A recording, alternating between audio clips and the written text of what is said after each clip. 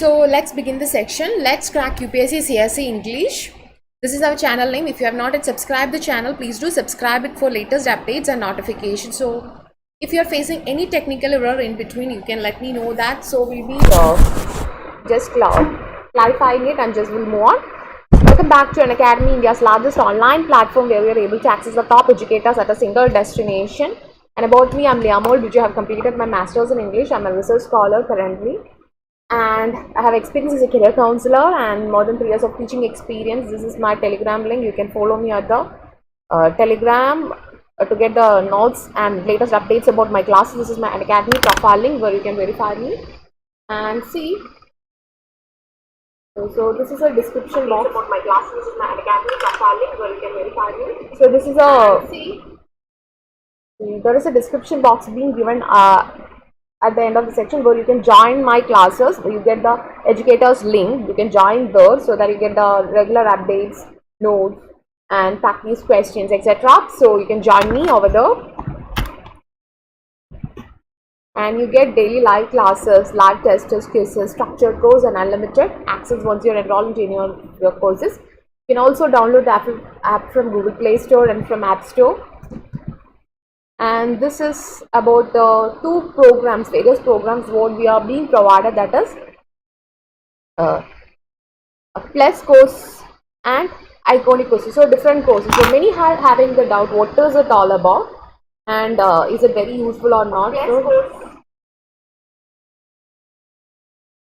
So joining in Unacademy is like you're getting a holistic approach where you get personalized coach, live tests, unlimited practice, structured schedule, and you get daily mains and question practice, study planner, personalized feedback. This is all what you're going to get it from right now.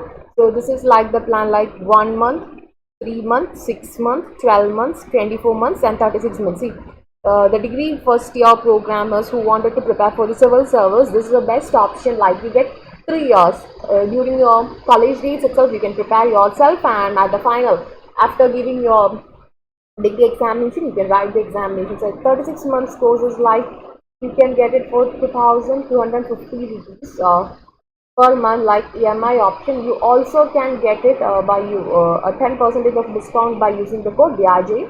Not only for the 36 months, for 26 or 24 months, 12 months, 6 months, 3 months, 1 month. So this is all you are going to get. So this is a wonderful opportunity. Like, see, in a regular way you have to pay 49,500 rupees, but if you're getting a 10% discount, you get it for 44,550 rupees.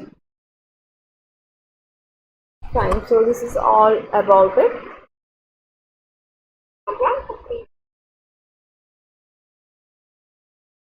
So any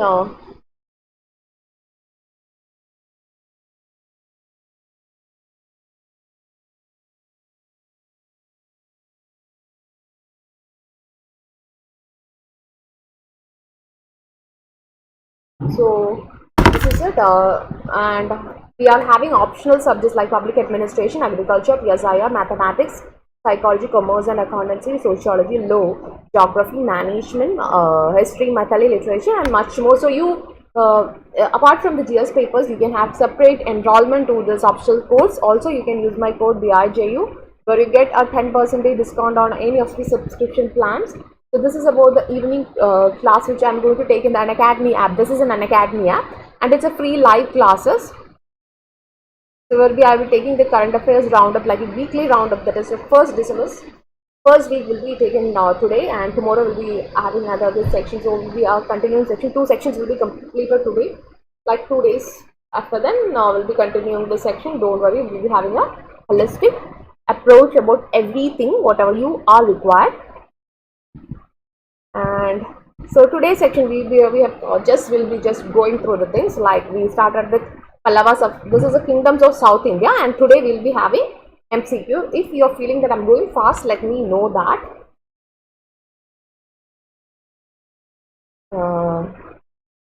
If not, fine. Okay. See, if I'm going fast also, let me. Good morning. Yeah, I am there on Telegram. My name in Telegram is Ami Biju. That's why you might not be able to find me.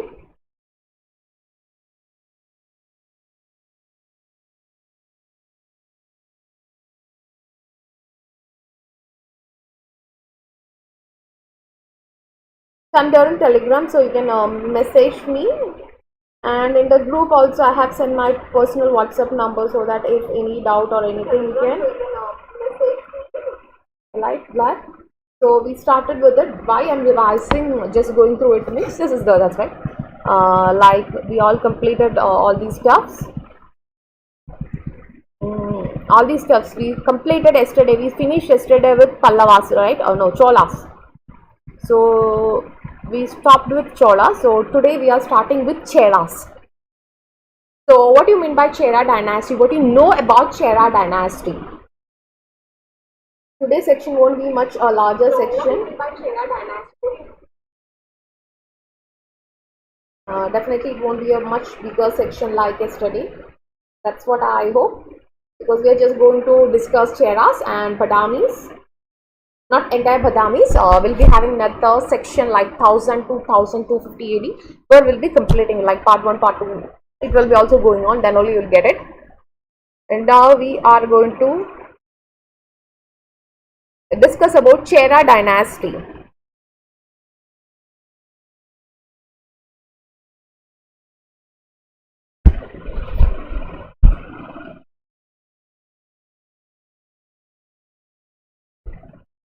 So when you are going to learn about Chera dynasty, so Cheras mainly belonging to Kerala and Kongu region of Tamil Nadu. So these are the two areas where you can see the prominence of Cheras. We don't know much about them like Kerala Putras, Satyaputras, etc. We don't know have much. Okay. Then Vanchi is known as the capital. This is a basic thing what you know.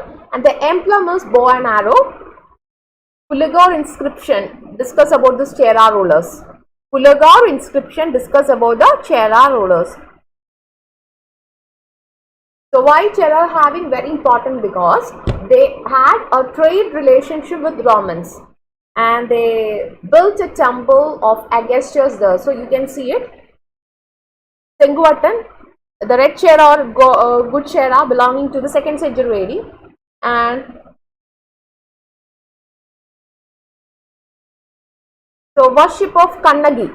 So the worship of Kannagi being introduced by the Senguvattan, and this is the first person to send an embassy to China from South India. So this is a basic idea about Cheras.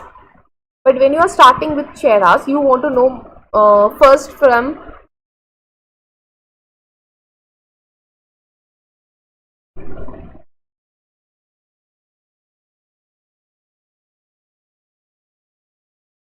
a regional kingdom, and the name of that is the origin. We are going to discuss the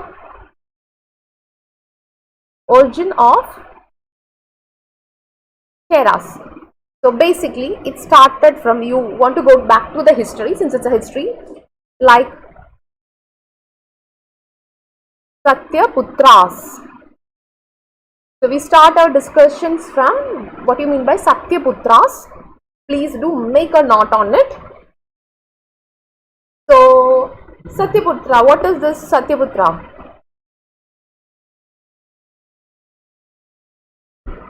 So when you coming to, this is about Kerala. This Chera kingdom belongs to the Kerala. So you want to know about it. Rock Edict 2. So the Rock Edict 2 belonged to Ashoka Empire. The Rock Edict 2 of Ashoka Empire mentions about this Kerala Putra and Satyaputra. And in Girnar inscription, this is the two inscription which give a basics to this Kerala Putra and Satyaputra, that is Rock 2 Edict. Rock Edict 2 inscription on the Girnar inscription of Ashoka.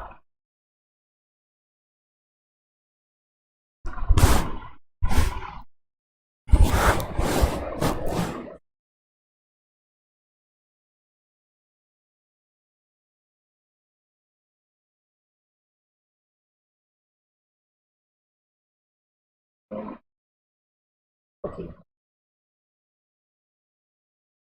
So we are studying the origin or the basis, how the Chera Empire being emerged.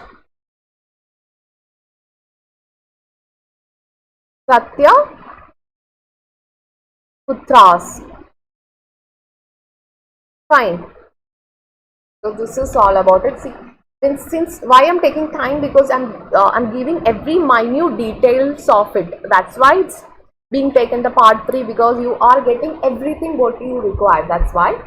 So when you coming to Satyaputra,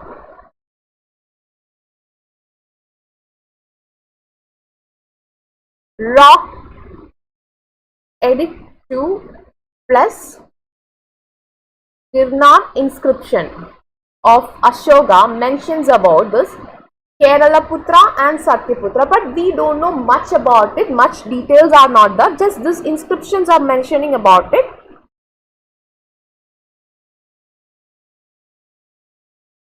So, which is the Satyaputra dynasty, or which is it?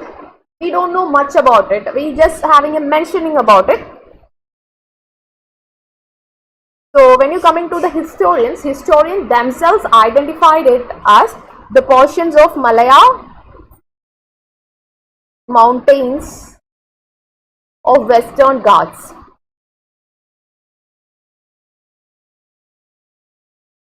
The historians much about it identified it as Malaya mountains of the Western Ghats, but if it is right or wrong, we also does not know. But this is a observation, this is a scientific studies which being mentioned here. This Satyaputra is also mentioned in this Puranas and Tamil literature, etc.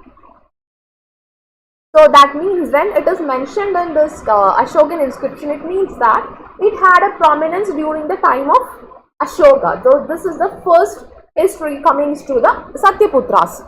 So this is all you want to know about Satyaputra. Not much is being aware about it, and we also don't know, but since we are studying the history, we want to know about it. That's why.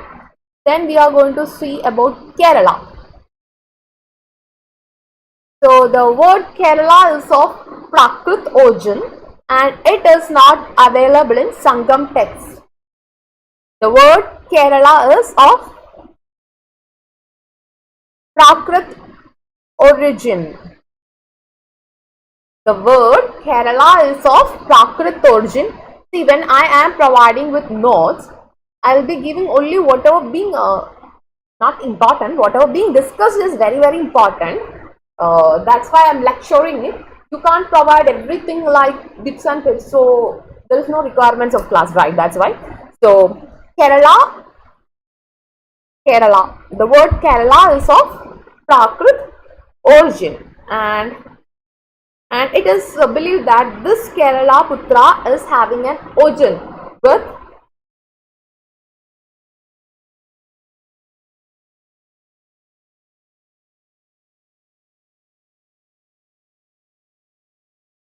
fine. So everything is going fine. I'm just checking in between this network and all not will go. We don't know, Bill. I have experience like network has gone. I was taking classes for hours, then I have to take in again. That's why. So the etymology. It is believed that this Kerala Putra is having a link, etymological link with Charan dynasty, but we don't know much about it. See, anyway, this Pandyas, Cholas, etc. being mentioned in the Tamil literature. So we'll be having, after completing these 3 era, means this is belonging to the Sangam period. This Chola, Chera and Pandya, we have discussed it, and they all belonging to a period known as Sangam period. Since we discussed Cholas in details, we discussed Pandyas and Cholas in much detail, right? So we'll be having a just mentioning about the Sangam age also. What is it? And Chilapradikaram and Tirukurul. Chilapradikaram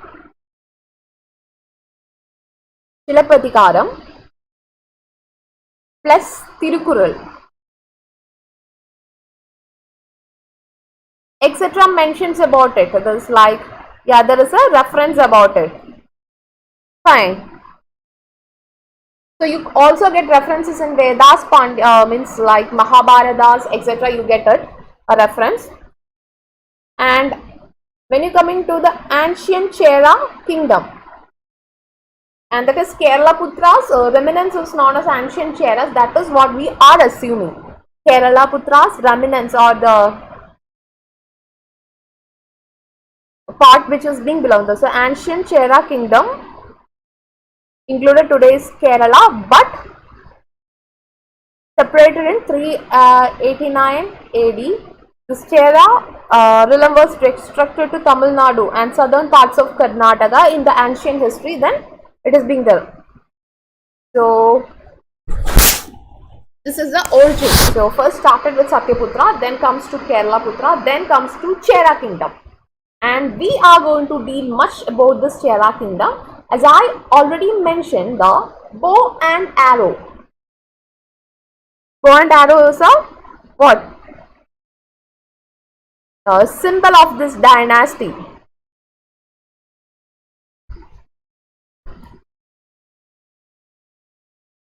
And see, after that you are getting like 13th century and all. We don't know much about Cheras. We are getting references with this Travancore and kingdom.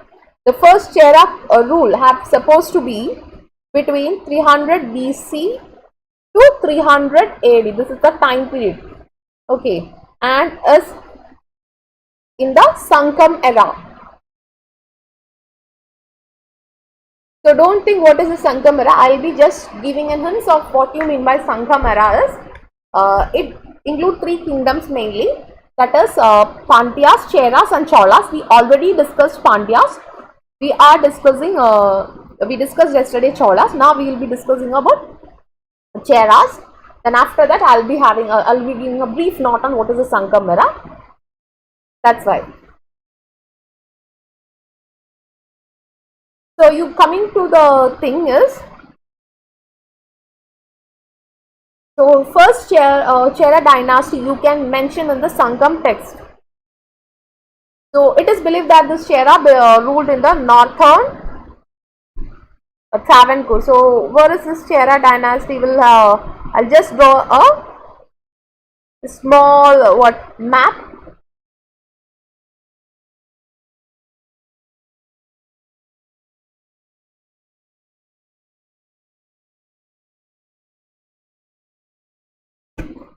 Very small map. Please do mention it. See, when you're drawing a map, no, don't need to require to draw everything. Just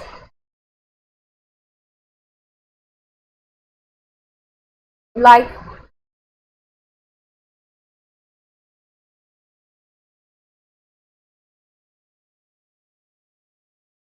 this is something like Chera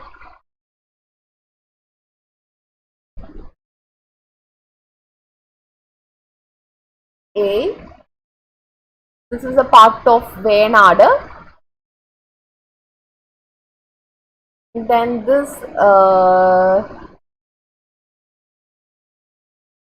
is like Pandya.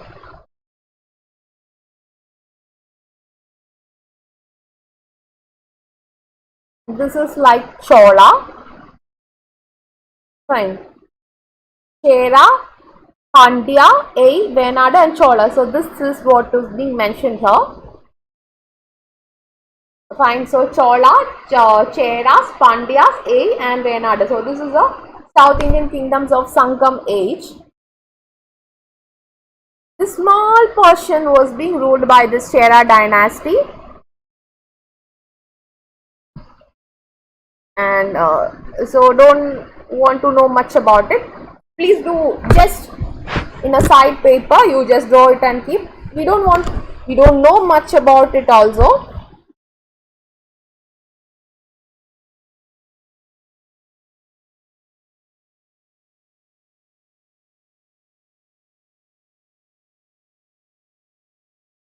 Fine.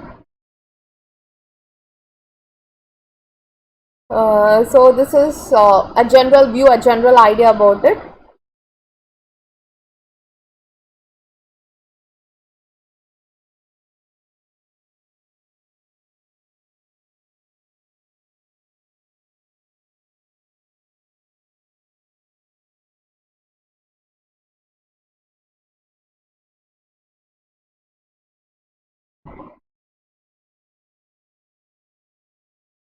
So now we are going to see what is this important. So this is a Chera dynasty. Bow and arrow is considered as their thing. So the first Chera, that is what we are going to discuss, is Uttayan Cheralatam. So we don't, not much is being there, only this much is there. So he is referred as the first Chera king, first Chera king.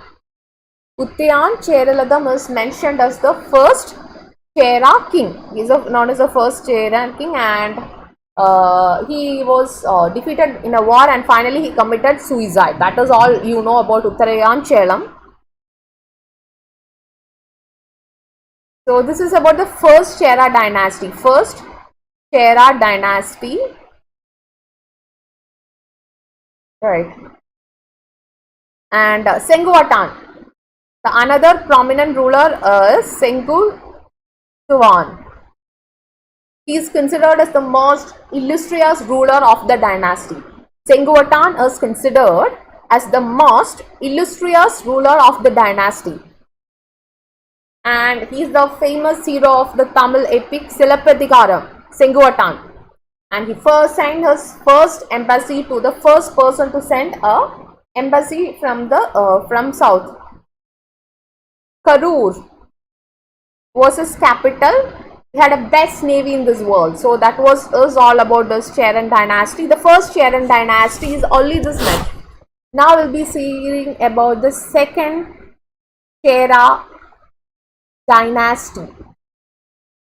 So first Chera dynasty, we don't know much about it. We are much knowing about the second Chera dynasty, and all they are known as later Cheras. Second Chera dynasty or later Cheras. Please do make a note on it. I'm discussing it. I'm mentioning it. The first one is Kulashekara Alvar. Kulashekara Alvar. Am I going fast? Please make a note on it. The first. So there are So this is the Chera dynasty can be divided into two sections. That is the first one and the second one.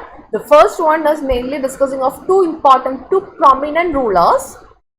The first one is Uttyan Cheraladam, and he was the first person to founded this laid the stones for this Chera dynasty. And the famous ruler on that period is Senguatan. Senguatan is a famous hero of the Tamil epic Silappatikaram. Senguatan, who is a famous hero of Tamil epic Silappatikaram. And he is known for sending first embassy to China from South India. The navy of this capital was Karur. The navy of Senguatan was the best navy in the world. So these 4 points is only relevant for this Senguatan. Now we are discussing for the second Chera dynasty. Like second Chera dynasty, and we are going to start with the first person we are going to learn is Kulashekara Alvar.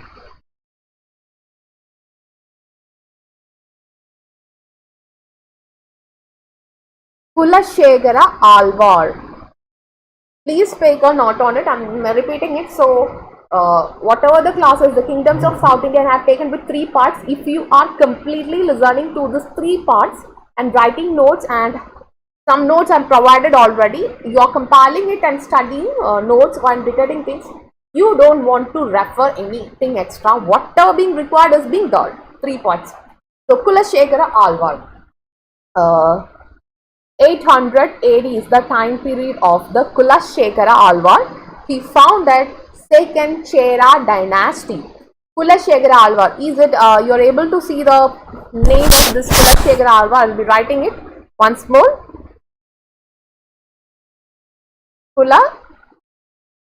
Kulashekara Alvar.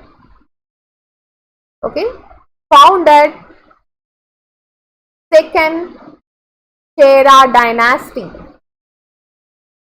The first point, the time period is 800 AD. In 800 AD,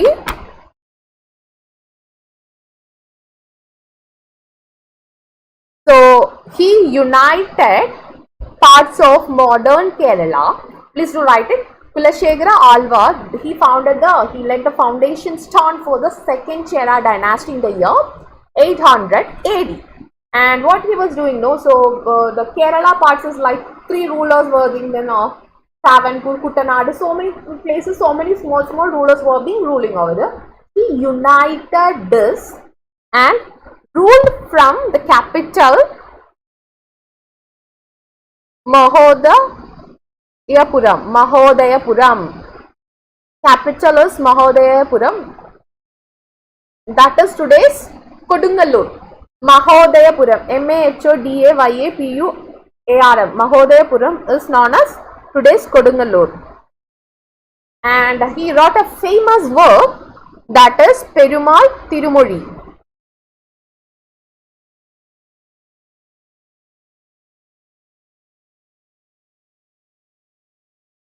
He wrote a famous work that is known as Perumal Tirumozhi. Kulashegara Alvar, he founded the second Chola dynasty. He ruled from 800 AD. His capital was Mahodayapuram. So he has united the part of modern Kerala and ruled. Today it is in Kodungalur. He wrote a famous work, and that is Perumal Tirumozhi. Perumal, Perumal Tirumozhi.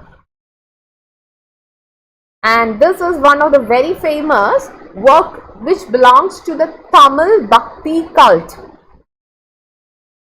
He belongs to Vaishnavism.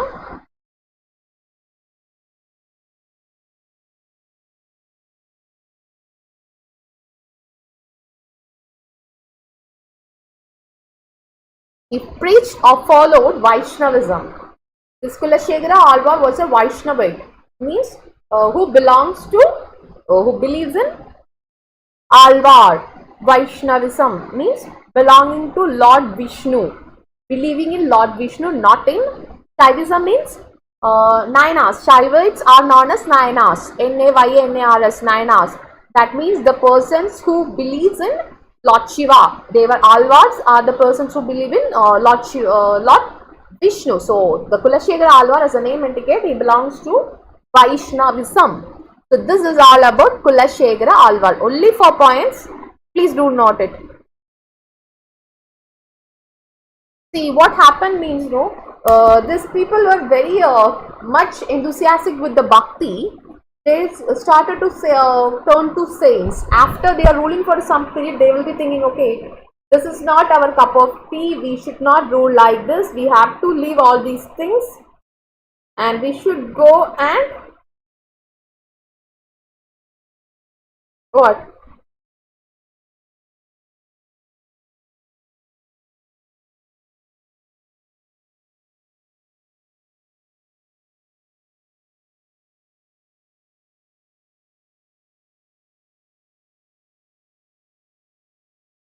We should go and rule somewhere.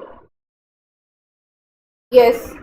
This is the things what I'm telling you. This is a lot of new words to read and to study.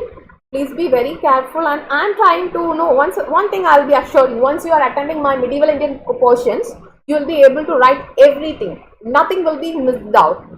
That is an assurance which I am giving you, because I'm discussing everything even though I'm taking time. That's why I'm taking time also. I want somebody, if you are listening my class, such a whole lot of words to study. Please do write it and study it. No other options left. Once you attend the classes, no need to refer anything extra. You get everything here.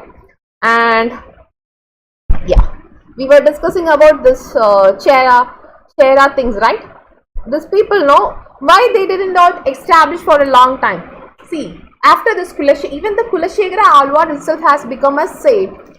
They are ruling for a long time. They will be thinking, okay, this is not our cup of tea. We will take part in this Bhakti cult, Bhakti movement. We'll go and we'll do meditation. We'll become saints. So almost all the leaders, all the kings, almost all kings of this Chera dynasty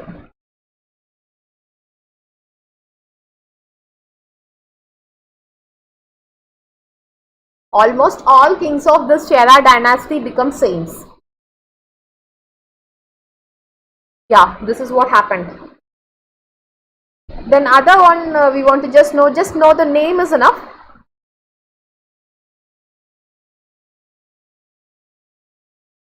Ramavarma Kulashekara. Ramavarma Kulashekara. So almost all the kings of Chera dynasty become saints, and now we will see this Ramavarma Kulashekara. Okay. He ruled from 1090 to 1102 AD, and he was less contemporary of this Kutilanga Chola. So with Kutilanga Chola he fought a war, and with he himself defeated in the war. After this, after this Chera dynasty, this is the end of this Chera dynasty. Now we see that Islamic invasion has came and the people being part of it. So this is about the Chera dynasty, a general introduction, and we don't have much to study like what we studied in Pandyas, Cheras, Cholas and all. We don't have much things to study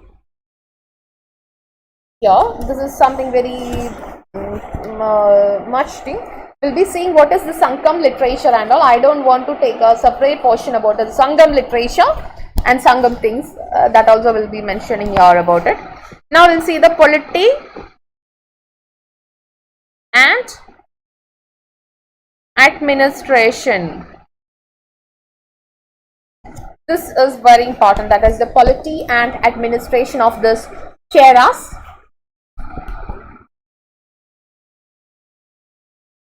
So here also it was a monarchical rule where king is a prominent person, king is a head, and he had a council of ministers and learned from the persons in the thing. King held daily darbar. Darbar means like meetings. Okay, the king darbar is known as a king meeting. So the king held daily darbar. The next important institution. So king, when you coming to the administration,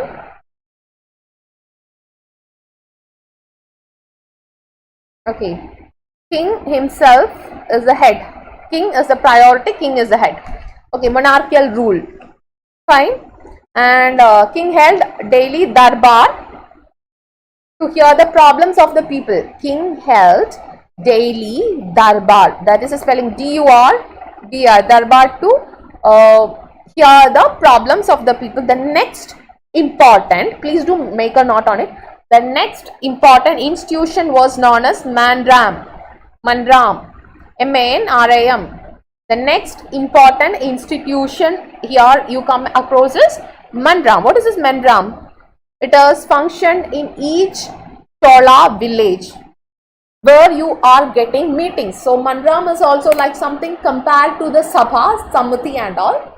You're holding meetings in Mandram.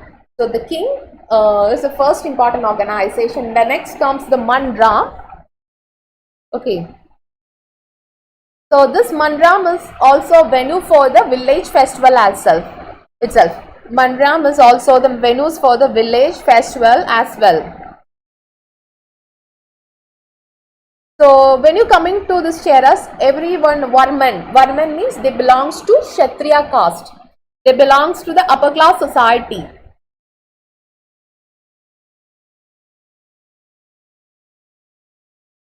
They followed the collateral system of succession. What is this collateral system of succession? Elder member of the family will be taking the next rule. So that is known as the collateral system of the family. Okay, this is about the administration of Cholas. I will be dictating. It's very simple. King is the most important institution in this Chera administration. He held darbar frequently, daily to Hear the problems of common men. To hear the problems of the common men. The next important institution here is Mandram, M-A-N-R-A-M, Mandram. This is being held in the Chola village. Mandram is a space where you are discussing the problems of the village, problems in the village, and they are also the venues for the festivals. So they follow this entire Cheras follow the collateral system. Collateral system means elder member of the family will become the king. So this is all about the administration. Any words you are not getting, no, please let me know.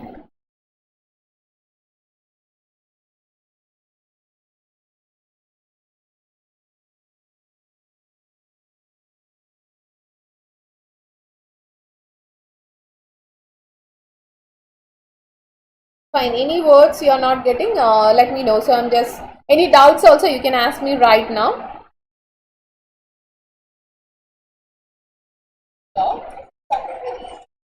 I'm also checking in between any problems. Fine. So this is all about this Chera administration. Now we'll see the religion. They followed Shaivism, or the Dravidian practice of worship is being followed there. They followed tree worship and ancestor worship. Some of them were Shaivist. They also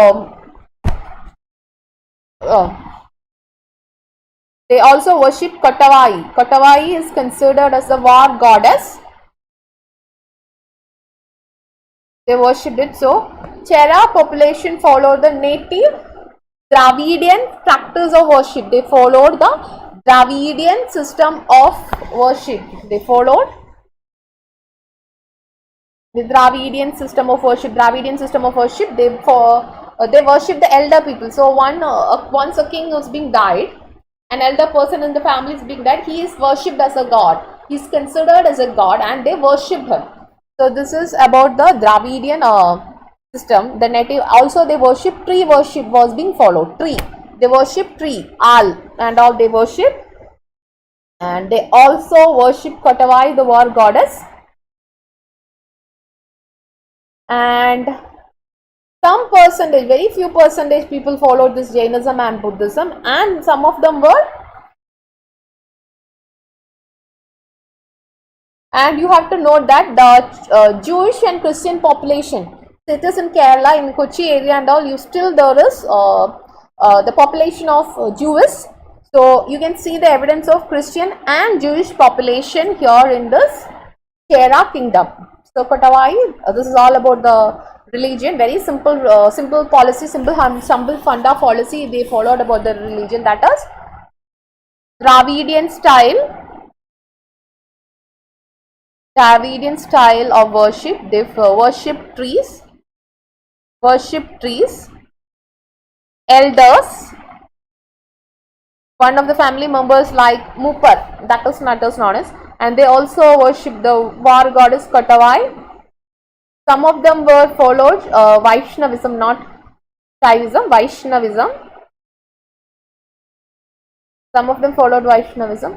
Some people in the area, small percentage, followed Buddhism and Jainism. Some plus Jainism, and you can see the presence of Christian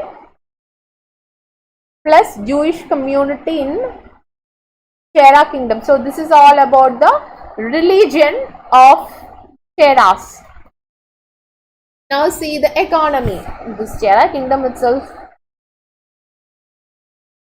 Economy. What is this economy? They had trade connection with Romans. You can see the evidences in Qualian, that is the present day Quellam. You can see this. Why? They had trade of pepper, black pepper. Why did Vasco da Gama come to India for the first time? Vasco da Gama reached India to collect this black pepper from this Samurians, right? From Calicut or somewhere. He come to here to do this collection of this what black pepper trade. Black pepper trade. They follow the black pepper trade. For that, the Vasco da Gama reached here. So this Cheran Empire had the trade of this black pepper. And the what is this geographical significance? Arabian Sea. Here it is like this.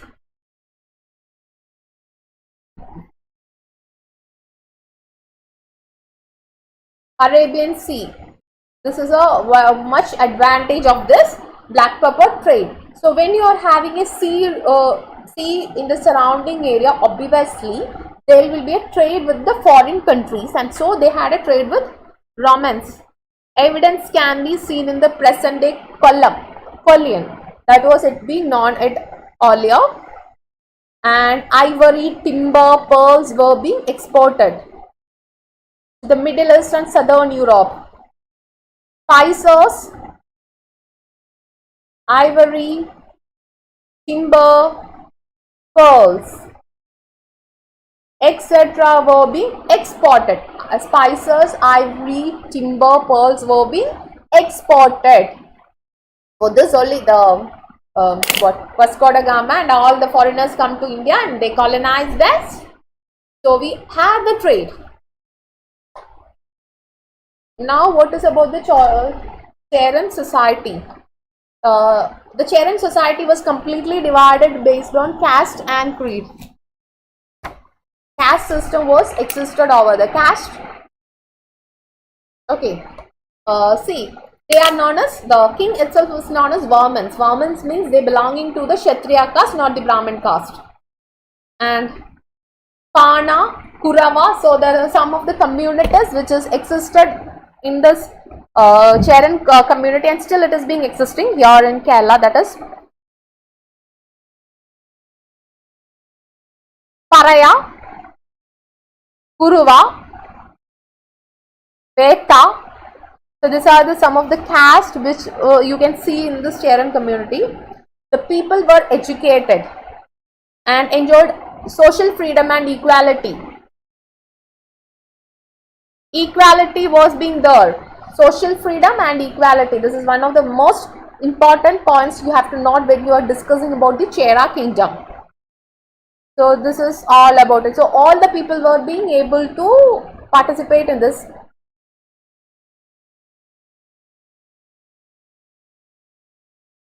So when you coming to this Chera architecture, very simple and very small, which include Kodungalur temple, the Extra-Dravidian culture, Extra-Dravidian temple, Kodungalur temple,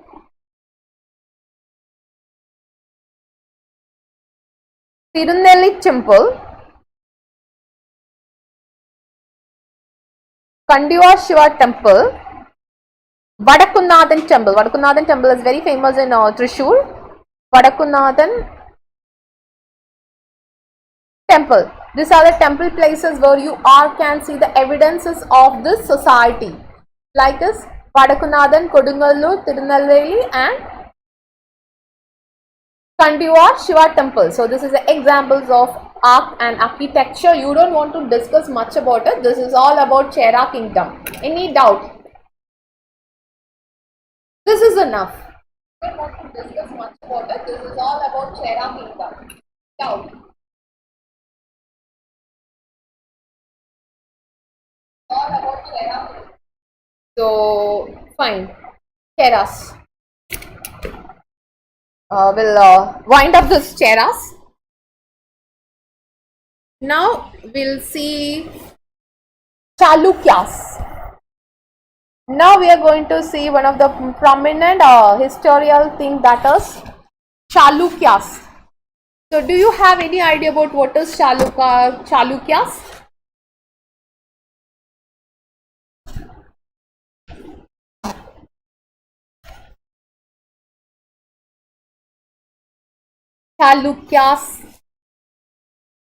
Chalukya kingdom. That is what we are going to discuss the next. Okay, before that we'll have a very small discussion about what you mean by the Sangam age. Otherwise, no, I'll be forgetting about it. I thought I don't want to take a separate section. You don't want to take a separate section on this Sangam period, Sangam age or Sangam period, whatever being it's known as.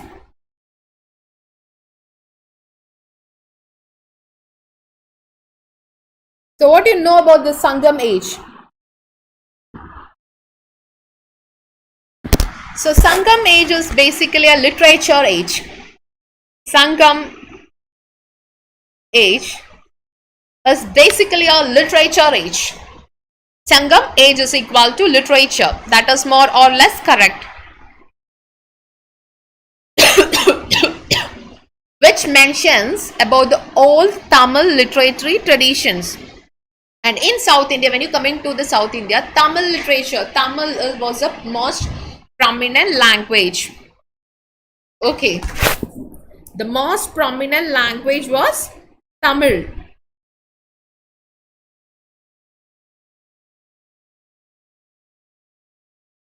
Fine. Most important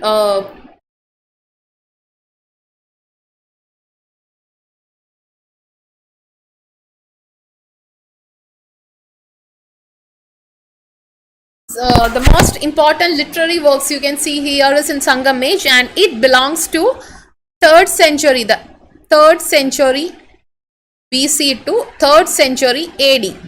The most important 3 kingdoms which is coming under is Pandyas, Cheras and Cholas, mainly their literature works. Okay, Sangam period. We already discussed Pandya, Cheras and Cholas in detail. So, we don't want to know about it.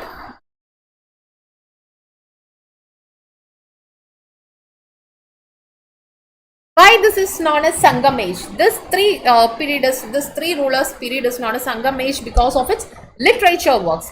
We are much concentrated on the literary works. Sangam age is equal to literary works. So Sangam means, according to this, there are 3 eminent scholars. Sangam age witnessed many eminent scholars.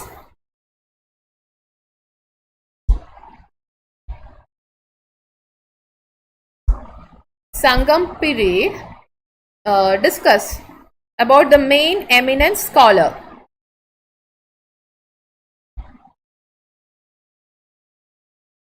These Sangams means Sangams. What is mean by Sangams is like small unit, small literary groups. Okay, small literary groups. You can say that 3 mainly prominent 3 literary groups were there, and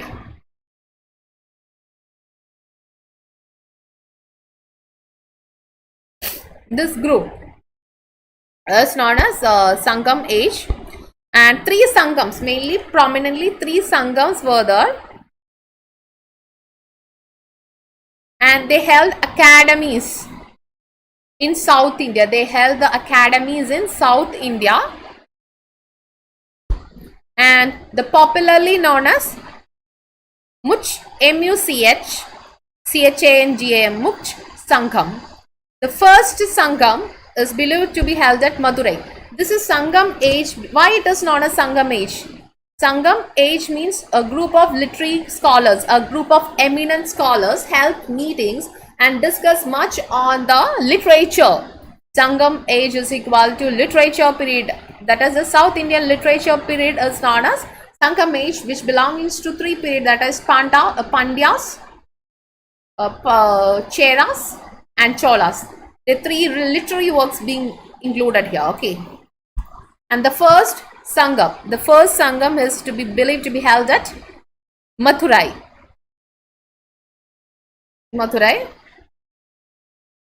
So it is believed that in the first Sangam, gods and legendary saints has been participated. In the first Sangam, it is believed that gods and legendary. So here we are not getting much literary works, but it's being held off. The second Sangam age was held at Kabadapuram.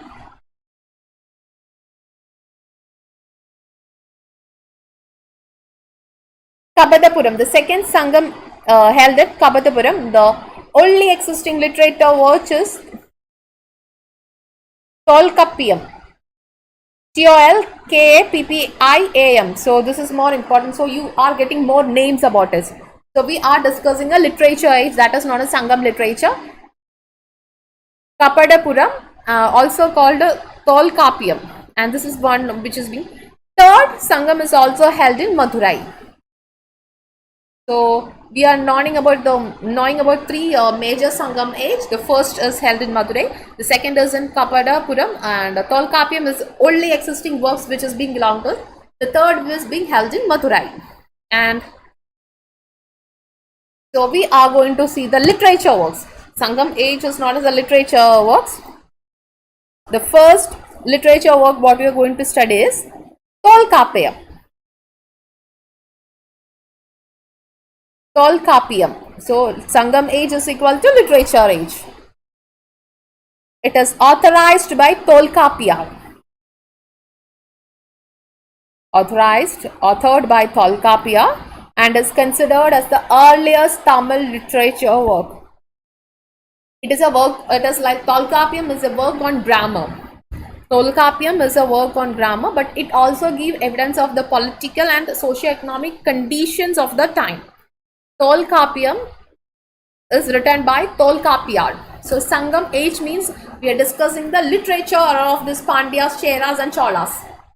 Okay, that is known as Sangam age. The first important work we are going to discuss is Tolkappiyam. It is written by Tolkappiyar, and it is like a Tamil grammarian, but it also provides insights in political and socio-economic conditions of the time.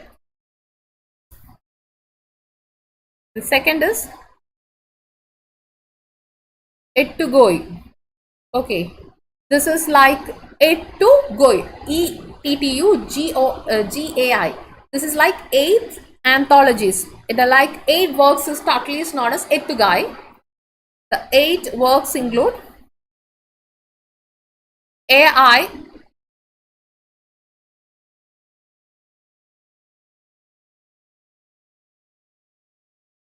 Angurunuru, Narai, Narri, Narani, Aguru, Aganaoru. These names are so bit tough, but what you do, you have to study. Purana Nuru, KUR Kuruntagoi, Kalitogai, and Paripadal,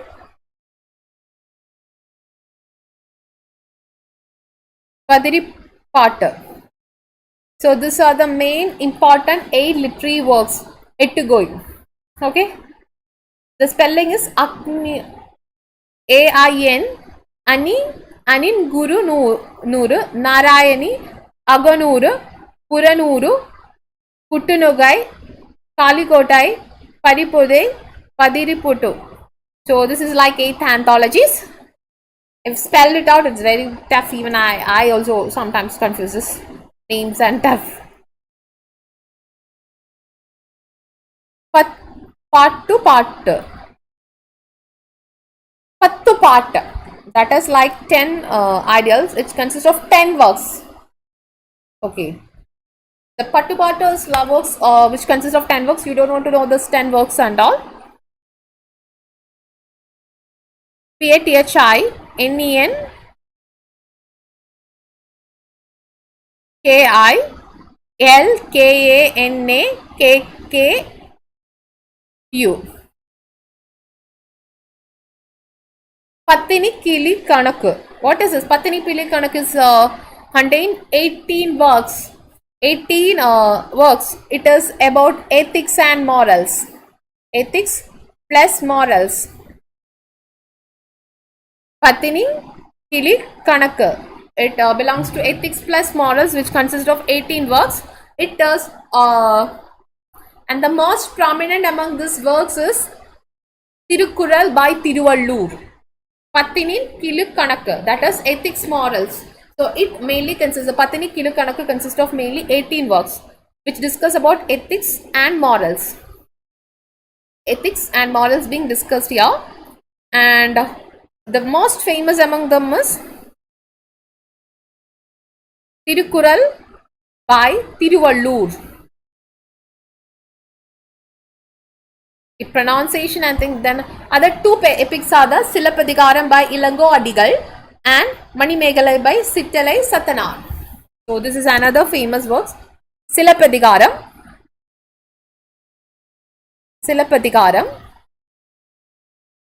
by Ilango Adigal. Silappadigaram by Ilango Adigal and Manimegalai by Sittalai Satanar. Manimegalai. So these are the works.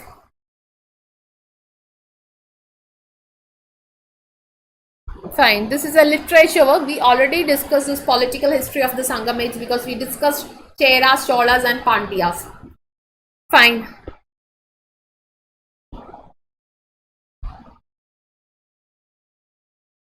Sangam age is equal to literature works. Fine. You are having any doubt? This is the names is much important.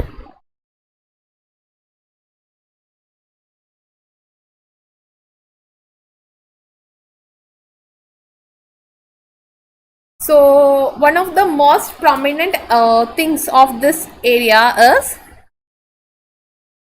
painted reddish brown, painted reddish brown ware, also known as rosette coated painted ware.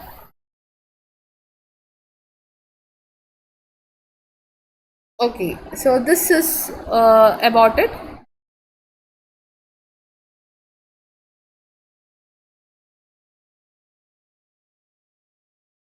So in addition to this, you are getting the Sangam age, like you get additional literature work by Megasthenes, Strabo, Pliny, etc. being mentioning about all these people. Fine, we already discussed all this stuff. This is all you want to know about Sangam age. Sangam age literature works, Pandyas, Cheras and Cholas. I'm not going to explain it again because we already did a big explanation about all these stuffs.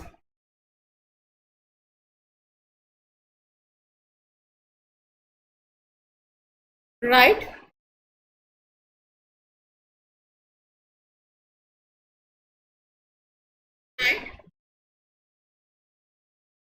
So are you able to see me? Are you able to hear me and all? This is not a big class. We are not going to having a very big discussion. We'll be going with the Western Chalukyas of Badami. Okay. So now we'll be discussing the Western Chalukyas of Badami. Chalukyas of Kalyani and all we'll be discussing. Then we are discussing the Rajputs. I'll be starting the classes tomorrow. Rajput section will be discussing Thomas, Dynasty, etc. Now we are seeing the Chalukyas of Badami. So what is this Badami kingdom? When you're coming to Badami kingdom, the Badami, the most important things in the Badam is, there are many Badamis. Like many Badamis things being discussed over here, up and downs. Chalukyas of Badami, Badami of Kalyani. So what is this? Badami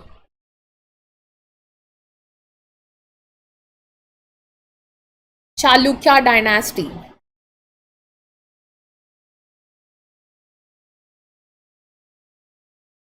So what is this Chalukya dynasty? So when you're coming to the Chalukya dynasty, by the 6th century AD, so this is a time period when you are going to discuss about the Chalukya dynasty. Vakadagas, what happened to Vakadagas? Vakadagas lost its prominence and they started to decline it down. And they are supplanted by Chalukyas of Badami. And they become the major kingdoms. So this Chalukya itself were being divided into that Chalukyas of Western Chalukyas of Badami, Eastern Chalukyas of Badami, Eastern Chalukyas of Venki. So we'll be starting with the Western Chalukyas of Badami.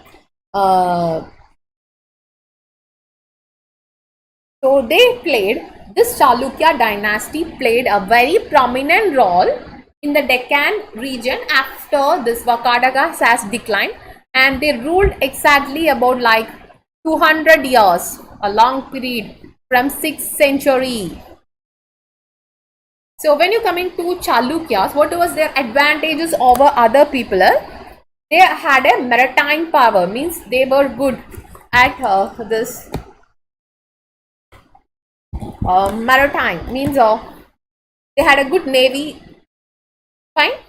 And the capital of Western Chalukyas of Badami, their capital is Vatapi, that is in modern day Karnataka.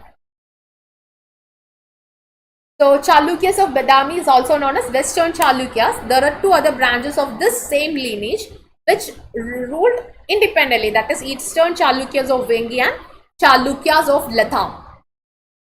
So when you coming to Badami, this Badami family has ruled, had three lineages, three branches. Okay, when you coming to the rule of Badamis, they had three lineages, all three branches.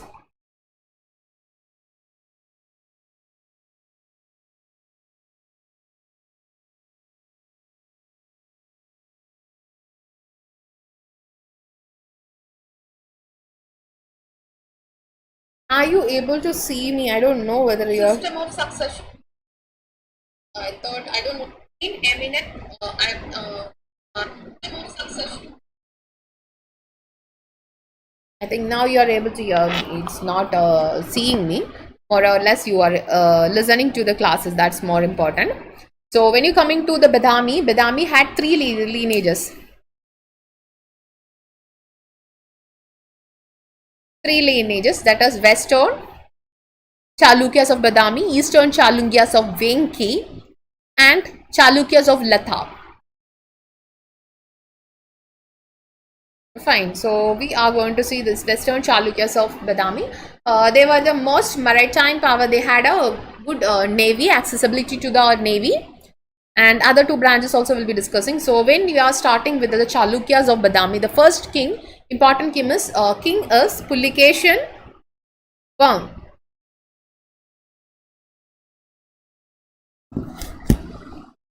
So when you coming to Chalukyas, no, they had their bases in Mysore, at Vatapi or Badami, that is in Karnataka, and then later they extended towards the northward to Natiks up to Godavari. The first important king is what we are going to see is Pulikeshin I, who is the real founder of this Chalukya dynasty, and he made the capital city as Vatapi. So Pulikeshin I is the real founder of this kingdom, and he made Vatapi as the capital. Vatapi is the capital of them, and he performed number of Ashwamedha sacrifices. He adopted the title of Vallabheshwara. Adopted the title Vallabheshwara. Adopted the title known as Vallabheshwara. This is about the Pulikeshin I, and he was succeeded by Kritivarman. Pulikeshin's son, he enlarged the kingdom, and he defeated the Kadambas of Banavasi. We discussed who was Kadambas of Banavasi, a detailed account. Then Mauryas of Konkan and Nalas of Bastar area. He also invaded the territories of Bengal in north and Chola Pandya kingdoms. So when you coming to Kritivarman I, he was the son of Pulikeshin I, and he enlarged the kingdom. Kritivarman enlarged the kingdom, and he defeated the Kadambas of Banavasi, the Mauryas of Konkan, and the Nalas of Bastar area. And also he invaded further. He had invasion to Bihar in Bengal. Pandya regions in south. Kritivarman I was succeeded by Mangalesha. Kritivarman I was succeeded by the Mangalesha, and after Kritivarman, after his death, a war broke between Mangalesha and Pulikeshin's II, that is a nephew, and later Pulikeshin II became the king. So we are going to discuss about Puligation 2. His time period was from 610 to 642. He was the most famous and most important, a powerful king. He achieved many military success. So Ravikruti in Aihole inscription. Ravikruti in Aihole inscription is discussing about the kingdom, how his kingdom was, what are the expedition he conducted, being discussed here, and his also his victories over this Kadambas, Banvasi, Alpus, Gangas of Mysore being discussed over here. So this is about the Puligation too. He also led expeditions against Eastern Deccan kingdoms and South Kalasa and Kalinga. And this under him, no, he was also the contemporary of this Harshavardhana. So what happened means after Kritivarman, Mangalesha has to be the king and he became king, but he was being fought. A war was being war between Mangalesha and his nephew Puligation II, and Puligation II succeeded, and Puligation II became the most powerful ruler of this dynasty. You can see his evidences, you can see about him in the Aihole inscriptions about his victories and all. And even he checked the forces of Harshavardhana. He was contemporary to this. Puligation II was contemporary to Harshavardhana. He also has his first expedition against the Pallava kingdom. He had his first expedition. So he had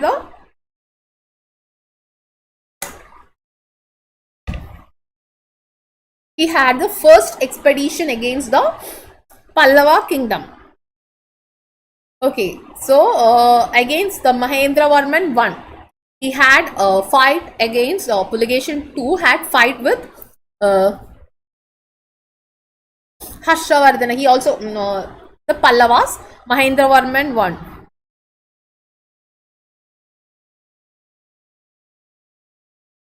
Fine. So what happened? No, this person appointed his brother Vishnuvardha as your Raja to govern the country, region between Godavari, Krishna and Godavari, and that area become the Chalukyas of Venki. So also you can see that at the time of him, Huanzang visited him. Then the second expedition was proved to be a very complete failure with Narasimhavarman II of Pallava dynasty, and he killed Puligation II. And he himself adopted the title as Vatabikonda. So after the death of Puligation II, this Badami has declined. And now the Badami was being occupied by Pallavas for 13 years.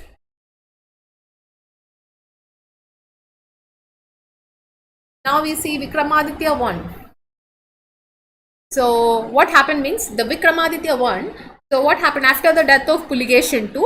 Automatically it fall under the hands of this Pallavas. Pallavas was ruling Badami for 13 years.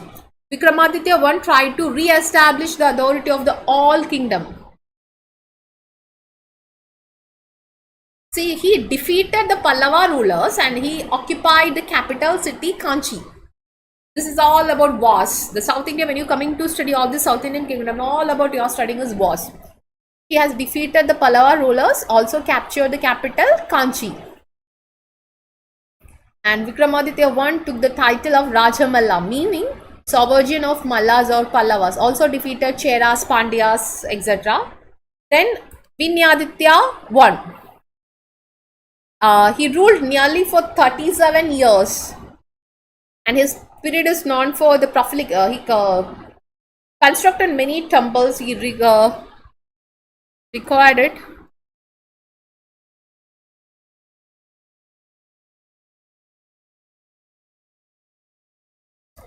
So this is it. Vatapi dynasty was its peak during its time. Now you see about Vikramaditya II.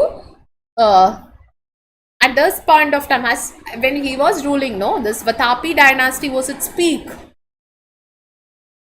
Then we discussed about Nandivarman too. We already discussed about him somewhere. So Nandivarman fought against the defeat, the humiliation, and you can see he won the war, and you can see it in the Kannada inscriptions of Kailasnath temple, and he became Kanchipuram at the temple. During his region, Umayyad Caliphate invaded India. Umayyad Caliphate invaded South Gujarat during the time of Nandivarman II. This is about it. Then we discuss about Prithvivarman II. This is the last ruler of the dynasty. He was defeated by the Rashtrakuta Gandhi Durga.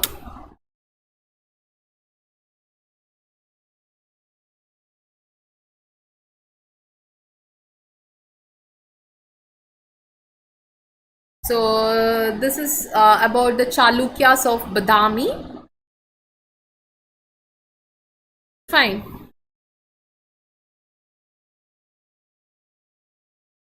So we discussed about Chalukyas of Badami.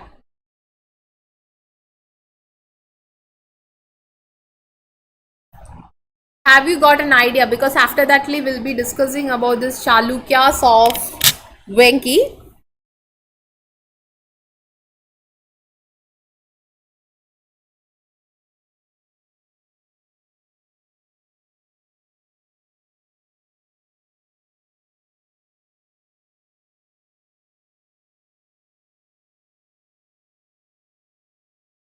Now we'll see the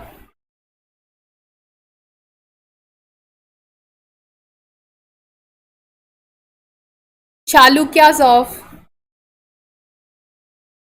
Venki.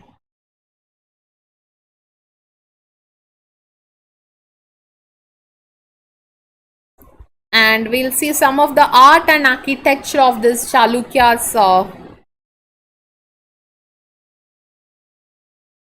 So Chalukyas of Badami, they are art and architecture. Chalukyas of Badami, only we are discussing their art and architecture.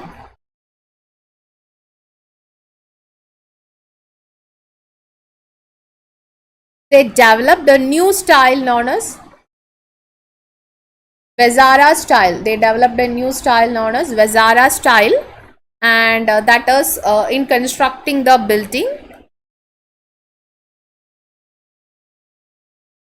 So they had constructed many temples. You can see like Aihole and Badami inscriptions.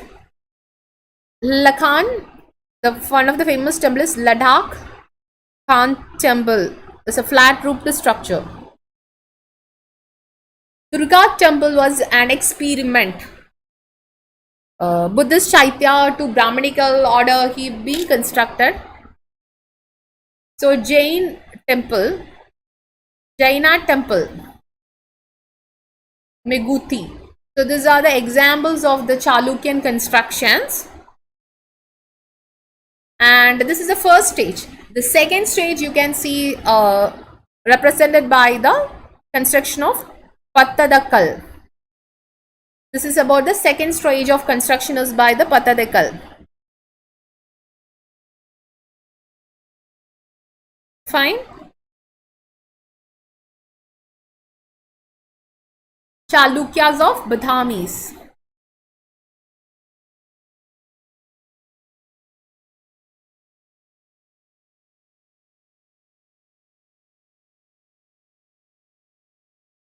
Now we will see Badami dynasty, Chalukyas of Vengi.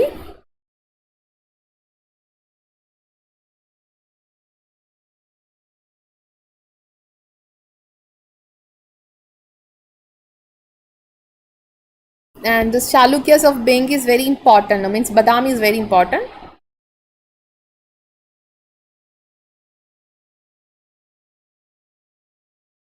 Now we are going to see this Eastern Chalukyas of Vengi. So this you can see in the 2nd century, 8th century, they have been developed. The Eastern Chalukyas established themselves. That is in the Vengi, that is in Andhra Pradesh. Okay. The Puligation 2 has already conquered it. He given it to his brother, and he became the Yuva Raja, and he started to declare. He declared independence after the death of Puligation and started to rule by himself, and which came to be known as Vengi. The initial capital was Venge, that is near Elaru, but it moved to Raja Mahendra Varman, that is Rajmundai. Okay, so this is about it. So Eastern Chalukyas had many wars with this Chola people. The 5 centuries they have, you can see this about it. They lead Telugu culture. The Telugu culture being developed under the Eastern Chalukyas of Vengi. Telugu culture being developed under Eastern Chalukya of Vengai.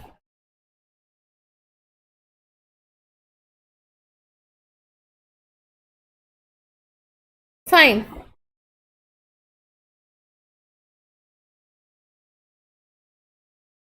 Now we see this about it.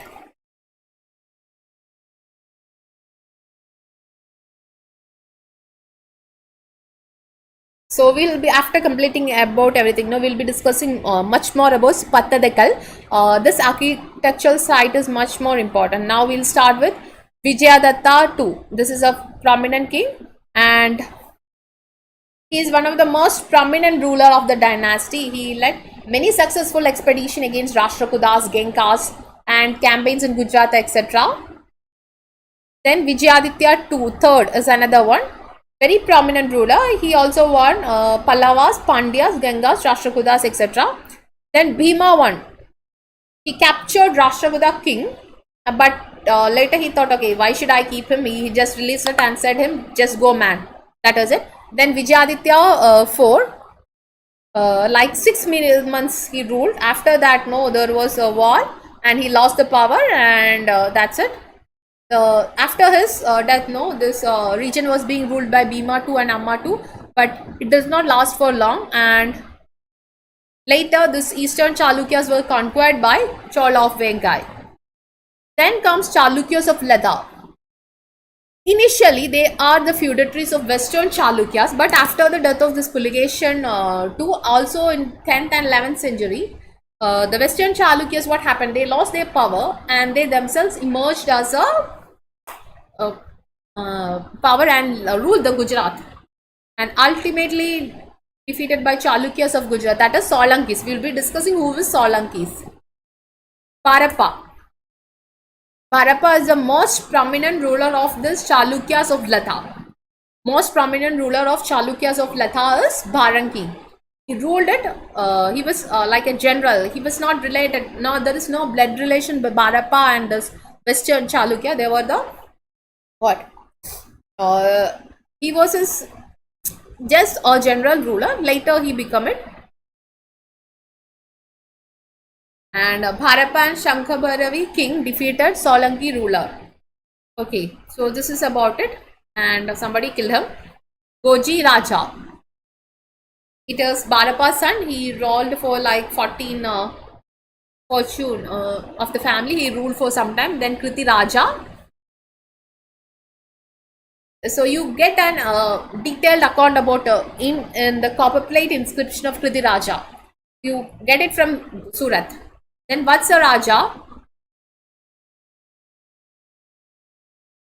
So he is the person who believed to have constructed Ambala of God Somanad and established free food canteen, Satara. So this is about Vatsa Raja. We are continuing with then comes Trilichola Pala, 2 copper plate inscription you got about him. Then he is titled as Maha Mandaleshwara in this inscription. So Trilichola Pala, you get 2 copper plate inscription about him, and it is also in Chaga era and titled as Maha Mandaleshwara in this inscriptions. This is all about it. So we'll be moving to the questions. Before moving to the questions, we'll be having a small discussion about an UNESCO site which is being discussed. Pattadakkal. This is a contribution of Arkan architecture by this Badami rulers.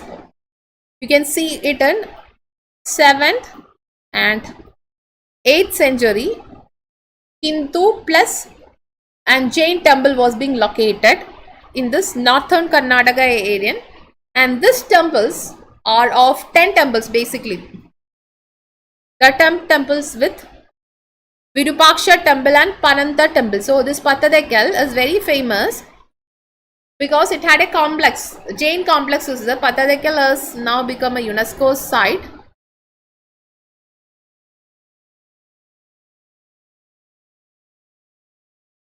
So why this Pattadakal was there in the news? Pattadakal was once there in the news because it was discovered that the royal burial of Chalukya dynasty can be seen in this Pattadakal. So it was in the newspaper. So we are discussing about it.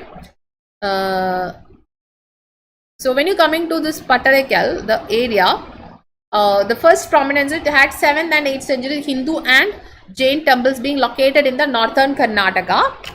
There are 10 temples here, that is Virupaksha, each include Virupaksha temple and Panapanda temple.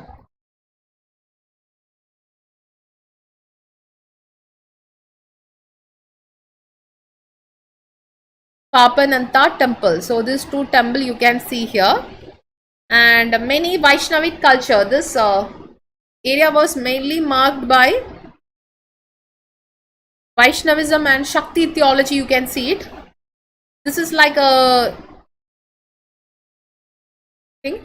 And the Jain temple which is present here, this is the Jain temple which is present in the Pattadakal.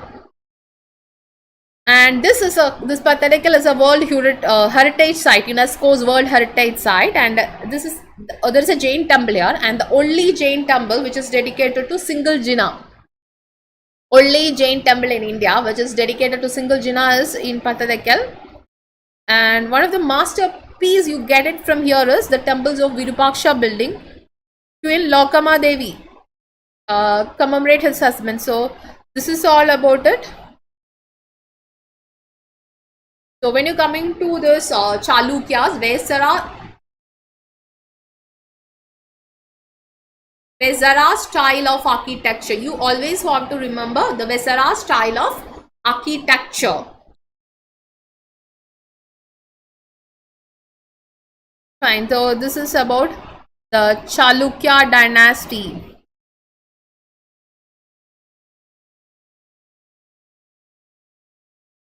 Fine.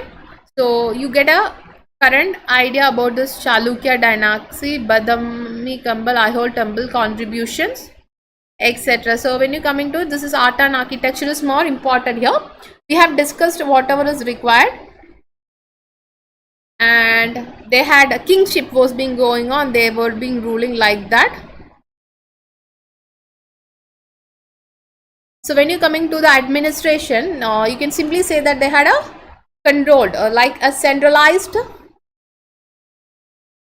administration was going on. So this is all about it. They had a naval basis, something fine. So this is all about this dynasties. We'll be seeing some 10 questions and we'll be moving it very bit fast about dynasties. 10 questions. Very bit fast. See, so today we discuss mainly of two kingdoms, Cheras and Badamis, Western Badamis things. See, one thing very important to note that is in Western Badamis, what we referred. We referred many things like what? Kingdoms, this area, etc. being discussed. So we'll see some questions. I'll give you time, you can answer it. With reference to the economic history of India, the term Agartha refers to. Option is bonded labor, land grant made to military officers, water wheel used in irrigation of land, wasteland converted to cultivated land. No, if you are having any feeling that I went fast. I went fast. You can tell me. I thought okay, this is enough. Okay, this is enough. After this section, we'll be sending the notes and all. So I always request you not only believe my notes, listen to my lectures. It will be more good than my notes. Yeah, notes also are good. You get it? With reference to economic history of India, the term Aragada, ARGHATTA, refers to option given is bonded labor, land grant made to military officers, water wheel used in irrigation of land, wasteland converted to cultivable land. So anybody can answer it. Right or wrong, not an issue, people. You just answer it. That is more important. You're trying, you're making an attempt. Right or wrong, not an issue, people. You just answer it. That is more important. You're trying, you're making an attempt.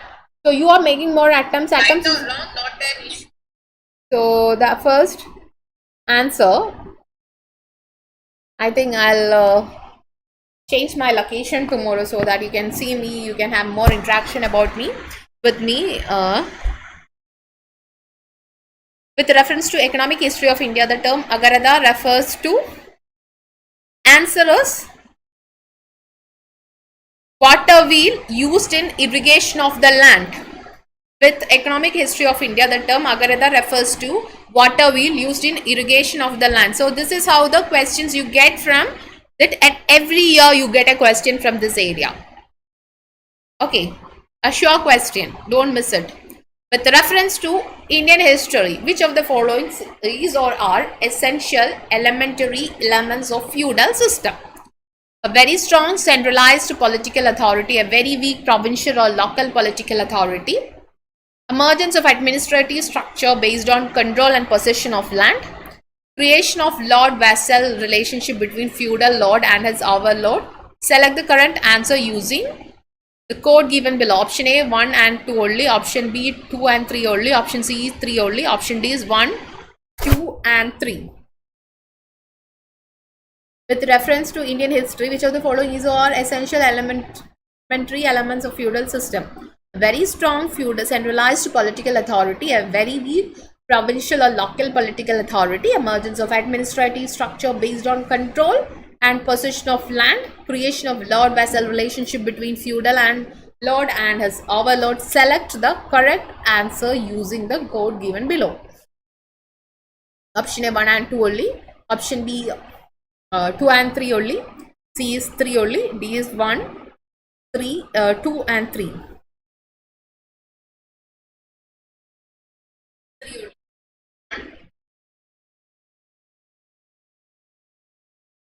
So the answer to the question is B, 2 and 3 only.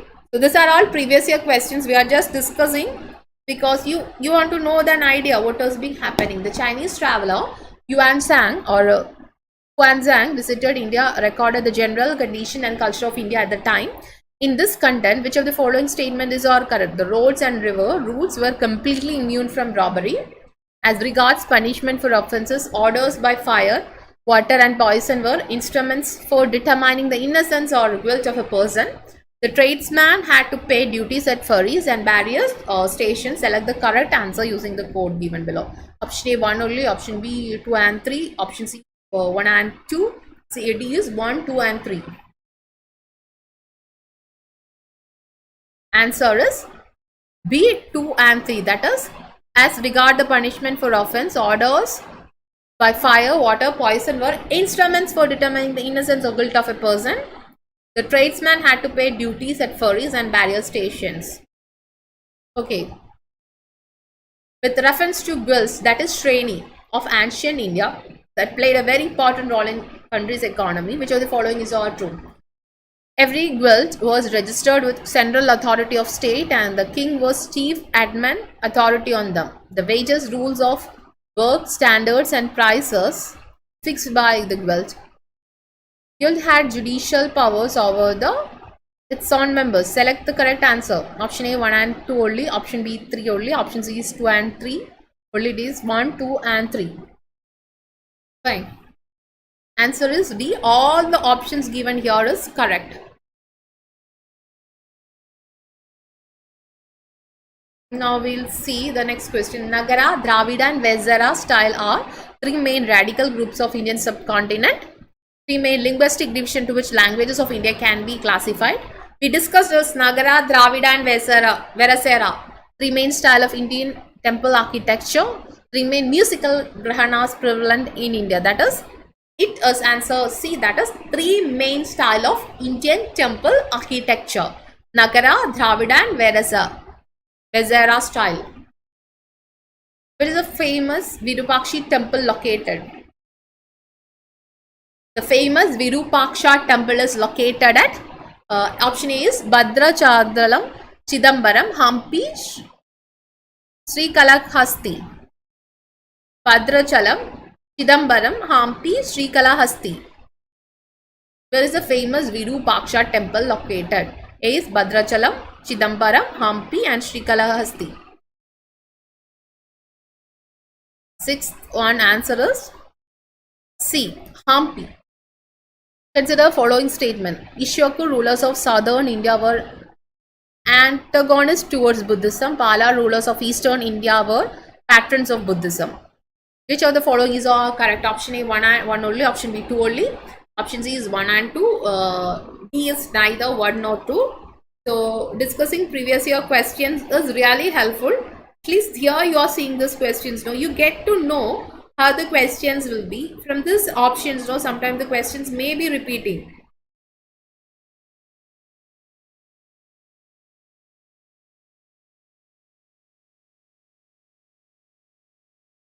Fine.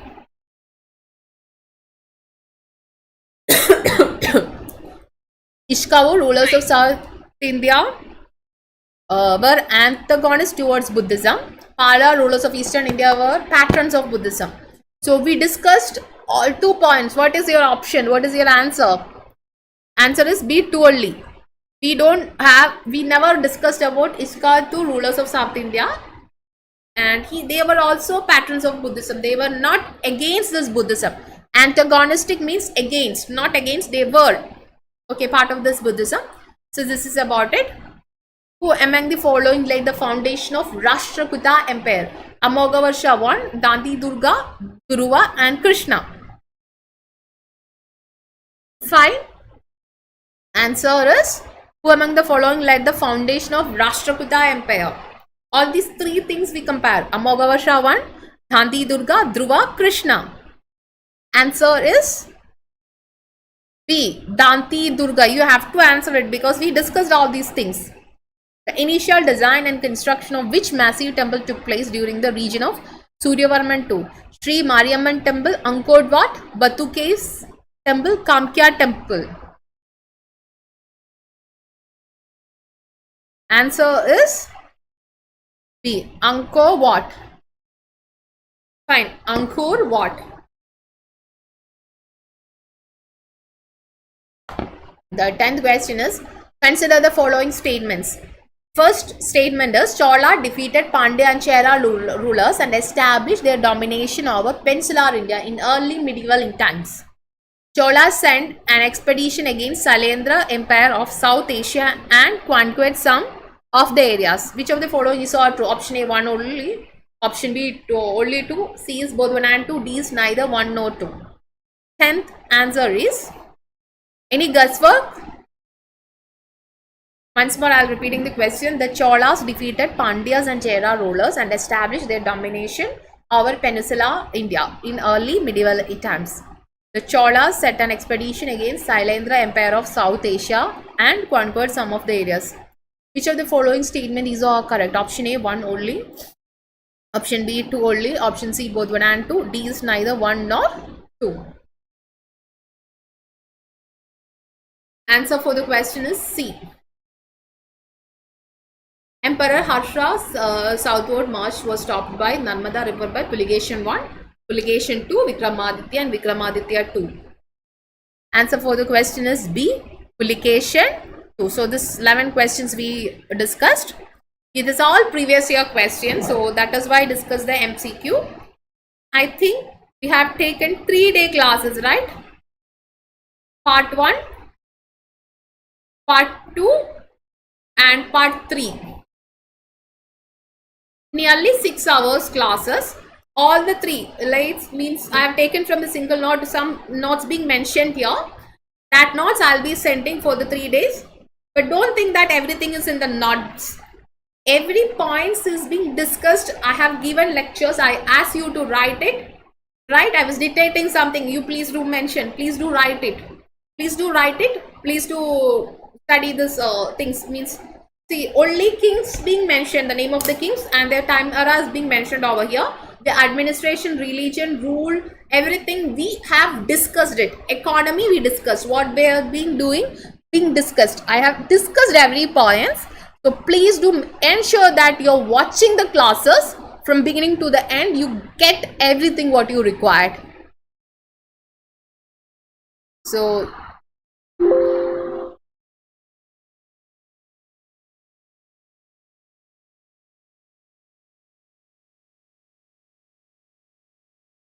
you can use my code BIJU and get a 10% discount on the subscription close.